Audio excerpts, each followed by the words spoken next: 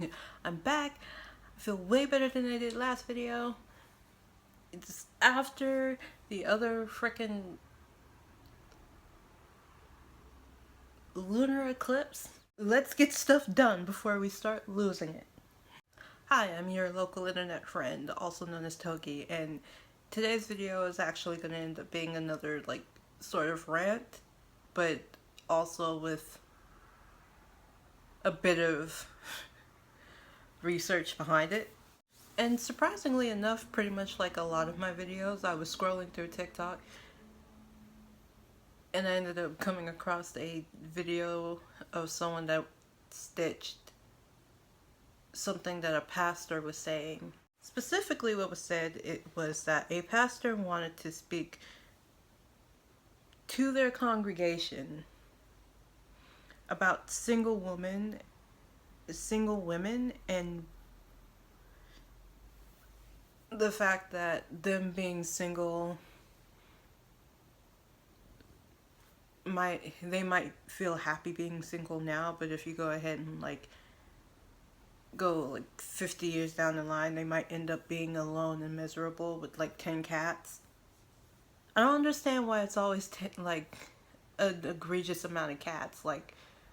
Cats aren't also the type of animals that will call you out on your BS. But the general consensus of what said pastor was saying is that feminism today, or in general, has been feeding young women lies, and how women and those who classify themselves as assigned female at birth aren't going to be able to truly feel fulfilled unless they go down the road of what would be classified as a traditional Christian wife. And while I could go ahead and talk about the fact that everyone has their own view of what would fulfill them, and while I can go down the route of explaining that not everyone thinks that the path of a traditional Christian wife is for them, the question that was specifically brought to my attention is, what even is the job of a pastor? Because I don't think you're doing your job correctly, sir. So I looked into it, basically asked Google, hey, what is the purpose of a pastor? And what it gave me very much confirmed that said pastor wasn't actually doing his job properly. The purpose of a pastor is to provide spiritual leadership to the members of their church, according to learn.org, and to interpret biblical scriptures for the congregation. Basically, they have the job of being the spiritual teacher when it comes to the Bible specifically. You're not really supposed to be telling people that are not even part of your church how they should be living their lives. But here we are. But you're telling me that you stood up there with your full chest in your full privilege as a cishet white man. Unbelievable. Well, no. It is only believable because of the fact that, because of what a pastor is supposed to do. Within the realm of spirituality and morality, you do have to have some sort of critical thinking skills. And this isn't me saying that people that are Christian don't have critical thinking skills. This is me pointing out something got lost in translation. Interpreting text itself, whether it be religious text or whatever, requires critical thinking skills and overall having an unbiased opinion. I'm gonna be honest, this went far off into something that I didn't think I was gonna end up talking about. I went so far off the script that I now have to figure out exactly where we are.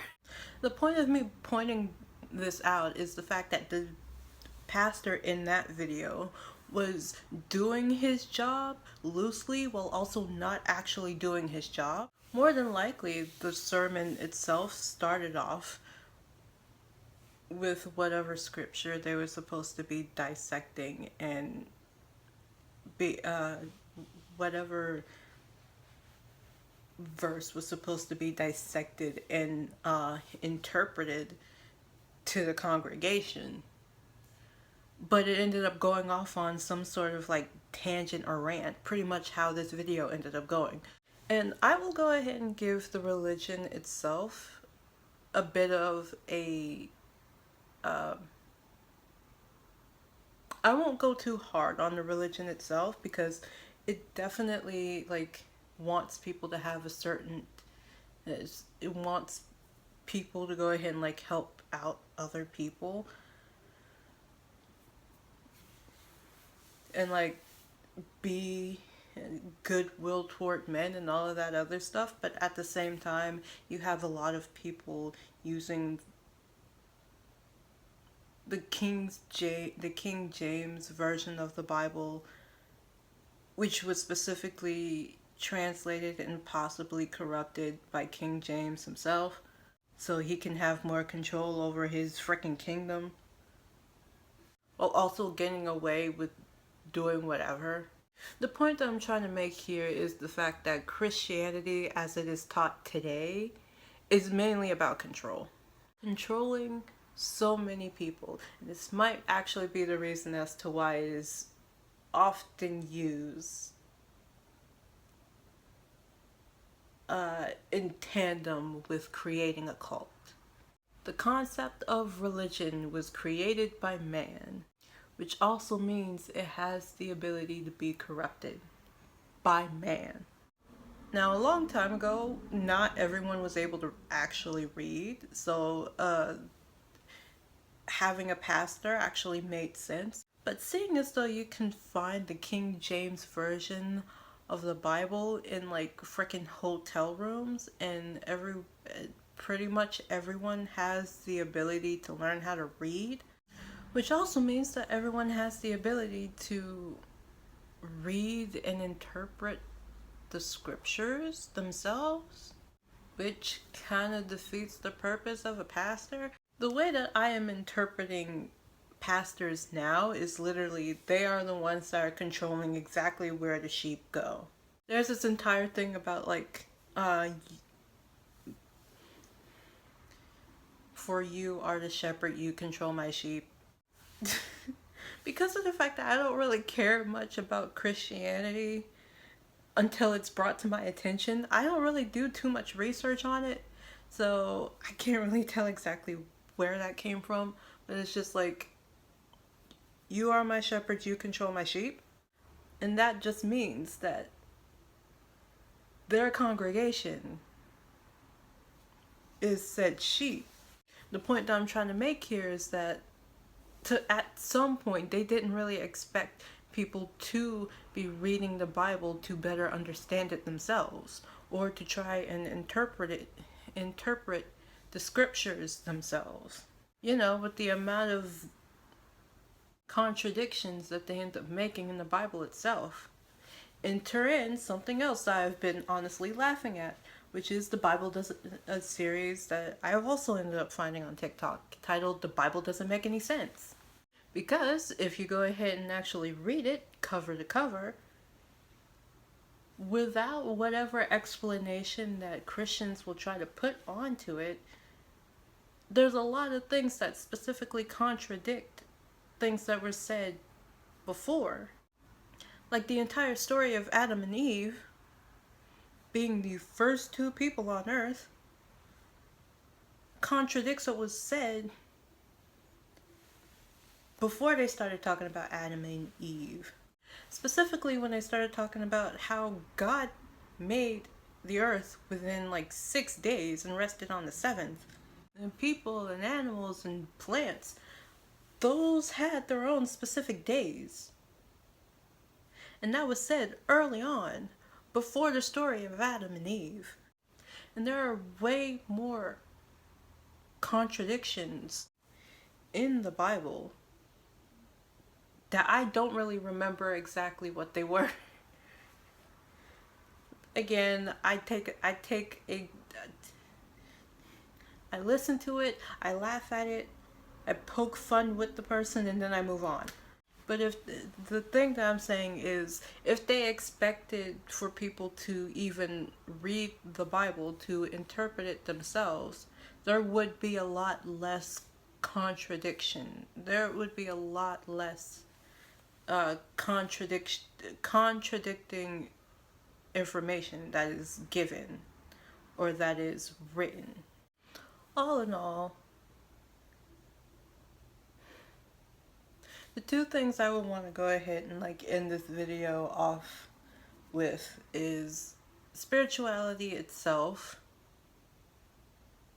along with figuring out whether you actually want to be associated with any religion, let alone which religion, requires critical thinking skills. And if you were specifically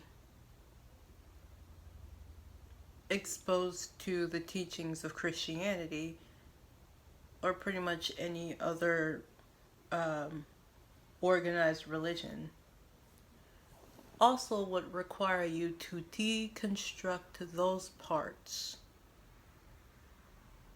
from your life first. Which is probably another reason as to why this whole new spirituality thing that people tend to call a craze is a mess.